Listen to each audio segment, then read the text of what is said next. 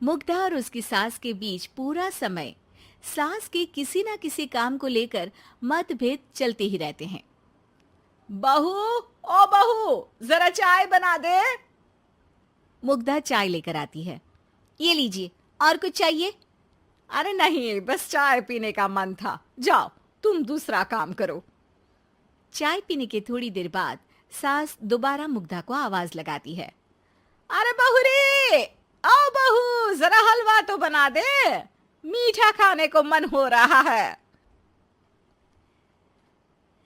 इसी तरह मुग्धा की सास पूरा समय कोई ना कोई काम बताकर उसे रसोई से बाहर तक निकलने नहीं देती।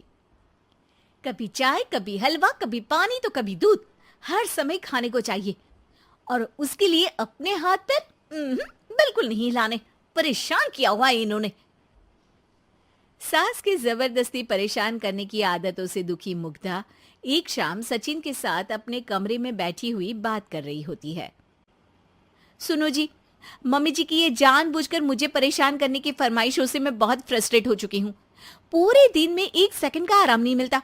रसोई से बाहर कदम रखती नहीं कि बहू ये बना दे, बहुरी वो बना दे।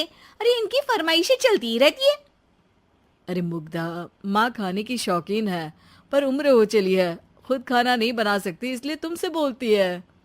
अरे तो शौक भी उम्र देख कर रखने चाहिए ना। समझ में नहीं आता, हर समय फेविकॉल का जोड़ लगाए सोफे से चिपकी बैठी रहती है। इतना सब डाइजेस्ट कैसे हो जाता है उन्हें? अरे तुम मेरी माँ से इतनी नफरत कैसे कर सकती हो?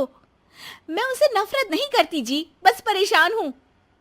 जहां मुग्धा अपने पति से ये सब बोल रही होती है, वहीं उसकी सास भी कमरे के बाहर दरवाजे से कान लगाए सारी बातें सुन रही होती है और अगली दोपहर रसोई में मुग्धा के पास जाती है। बहू, आज ना मेरा कुछ मसालेदार खाने का मन है। तो चाय बना दूं? मुझे बहुत पसंद है। अरे ना, ऐसा कर लिट्टी चोखा बना ले।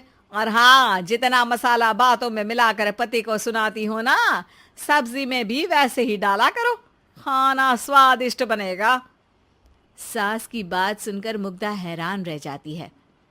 मतलब अब पूरा समय मुझ पर हुक्म चलाने के साथ बंद कमरे में हुई पति पत्नी की बीच की बातें भी सुनती है?